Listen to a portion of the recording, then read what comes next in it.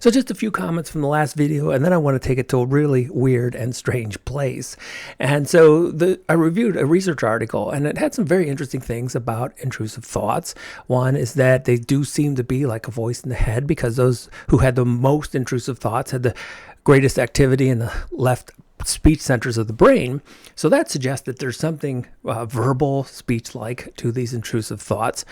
But when we take it a little weirder and say, okay, if this is truly linguistic, if there's something language-based to it, and if it's a sound, if it's a voice in the head, you should be able to hear it. So what if we took the world's most sophisticated microphone? We took someone in brain surgery, and we hooked it right up to Broca's area while someone's having a terrible panic attack. So the voice in the head is screaming, and then we're trying to listen with this microphone, and we hear nothing. So that points to the subjective nature of the voice in the head. So the voice in the head seems to be only heard by that individual. So that suggests that maybe we have it backwards. Maybe there's only consciousness, and what we call the physical world is just a manifestation of that rather than the other way around. But that's not quite it either. And so we could take this one level of weirdness more by questioning the true nature of the voice in the head. So again, when we hook up the microphone, we hear nothing.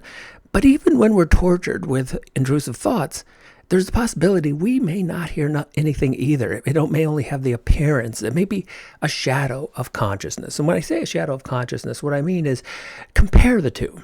Compare the voice in the head to the genuine conscious experience of auditory stimuli, which is to say a few sentences and then hear these as the voice in the head, and you'll really get this sensation of the vast differences. I mean, yes, they do seem similar in the sense that they seem to be auditory, but I can hear right now as you hear my voice.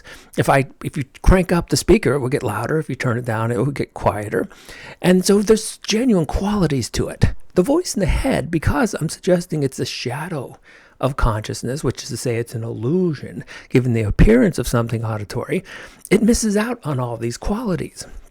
And so the point is, if you're a person who is troubled by intrusive thoughts, which I'm suspecting people on this channel probably either have been in the past or they are now, there's so many remedies we've had for this. Thought stopping, which if you've ever tried that, it seems like not much is going to work from trying to battle it out with an intrusive thought.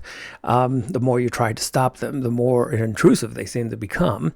Then there's another method where you can just ignore them, let them do their thing, and that's actually pretty successful because you're pulling the plug on energy, and it seems to sort of fade over time the less attention you empower it with.